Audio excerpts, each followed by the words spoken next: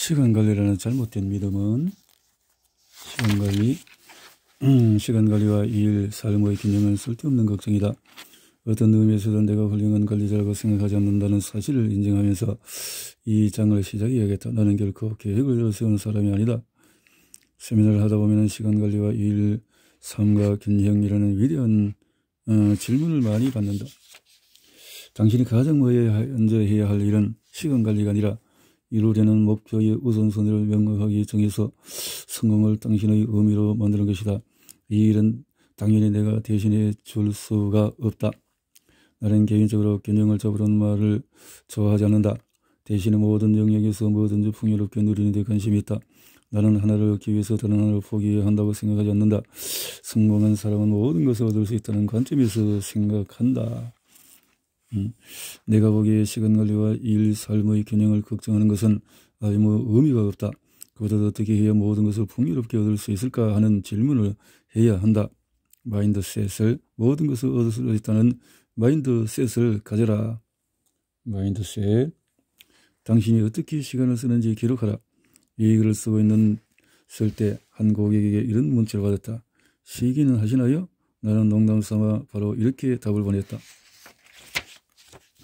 전혀요. 물론 나도 다른 사람처럼 쉰다 하지만 내가 쉴 것보다 더 중요하게 생각하는 것은 내가 쓸 수 있는 시간과 나의 우선순위다.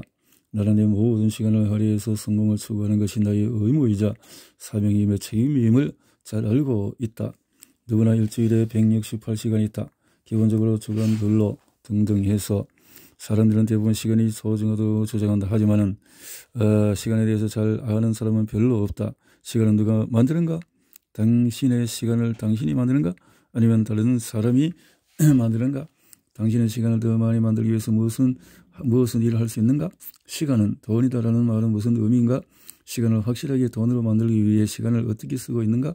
시간을 들여야 하는 가장 중요한 일은 뭔가? 당신의 수명이 75세라고 생각해보자.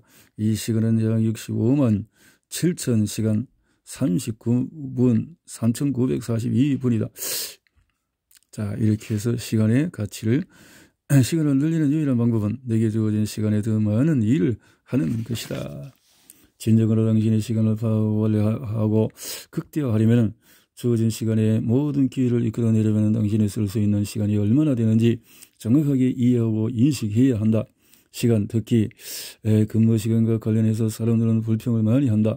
그들은 일을 해치우고 진행해야 하는 것으로 생각하며 하지만은 실제로 일하는 데 많은 시간을 쓰지 않는다. 균형을 이룰 수 있는 손쉬운 방법이 있다. 근무 시간 동안에 더 열심히 일하는 것이다. 이랬을 때 당신이 누린 것은 많은 여유 시간만이 아니다. 일은 보상을 받게 되고 일이 아니라 성공처럼 느껴진다. 이렇게 해보라. 일하러 가는 것에 감사하고 주어진 시간에 얼마나 많은 일을 할 수 있는지를 확인하라. 이 일을 경주와 도전으로 만들어라. 이 일을 즐겨라. 시간이 주인이 되는 법은 시간을 관리하고 일과 삶의 균형을 추구할 때 가장 먼저 해야 할 일은 어떤 목표가 중요한지 우선순위를 정하는 것이다. 반드시 해야 할 일이 하나 더 있다. 날마다 시간을 어떻게 쓰고 있는지 기록해야 한다. 낮잠, 잠자는 것. 물론 인생과 커리어 전반에서 상황은 달려지기 마련이다. 당신의 시간은 의에 흐르면서 나이를 먹는다. 한 목표를 달성하고 나면 또 다른 목표가 찾아온다. 시간. 일을 균형을 잡고 다른 일을 저리고 가정에서 더 많은 시간을 보내야 하는 핑계의 거리가 아니었다.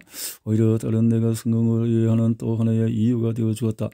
이제 나만이 아니라 딸을 위해서 일한다. 그러므로 딸은 내가 이 일을 성공적으로 해내게 하는 동기가 된다. 당신이 마땅히 이루어야 할 성공을 가족 때문에 놓치고 있다고 그들에게 화살을 돌리지 마라.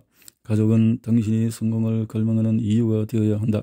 어려워 보일지 모르지만 효과적인 방법들이 있다. 당신의 우선순위를 있는 일을 할수록 당신과 가족의 일정을 짜라. 딸이 자라면서 이런 방식은 계속 변할 것이고 우리는 다른 방안을 마련해야 할 것이다.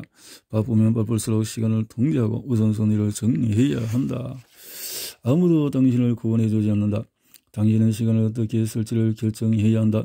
당신의 영역을 확장하고 시장을 지배하려면 1분 1초를 짜내서 시간을 정하고 통제해야 한다. 반드시 가족, 동료, 친구, 직원 등 주변 모든 사람이 당신의 최우선순위를 인식하고 거기에 동의하게 만들어라. 그렇지 않으면 다른 생각을 하는 사람들이 당신을 완전히 엉뚱한 방향으로 몰아갈 것이다. 내가 일정을 효과적으로 관리할 수 있는 것은 아내를 비롯한 주변 사람 모두가 내게 가장 중요한 일이 무엇인지, 내가 시간을 얼마나 소중하게 생각하는지 잘 알고 있기 때문이다. 이렇게 할 때 우리는 살아가면서 마주하는 모든 일을 잘 해결할 수가 있다. 우리 사회는 느리게 살고 작은 것에 만족하려는 생각을 부추긴다. 속도를 늦추어라. 긴장을 풀어라. 휴식을 취하라. 균형을 잡아라. 있는 그대로 지금 가진 것에 만족하라. 자주 듣는 말이다. 이런 성으로 맞는 말처럼 들린다. 그러나 모든 결정을 포기하는 사람이 자신의 삶을 통제하기는 매우 어렵다. 솔직히 긴장을 풀고 휴식을 취할 형편이 되는 사람은 별로 없다. 보통 수준으로 행동한 결과인 미미한 존재에서 벗어날 만큼 충분히 많은 행동을 하지 않기 때문이다. 많은 사람이 그저 보통 수준으로 행동해왔기 때문에 변하는 삶을 누리지 못하는 것이다. 이런 목적, 사명, 성취감을 주어야 한다. 정신 차리라. 아무도 당신을 구원해 주지 않는다.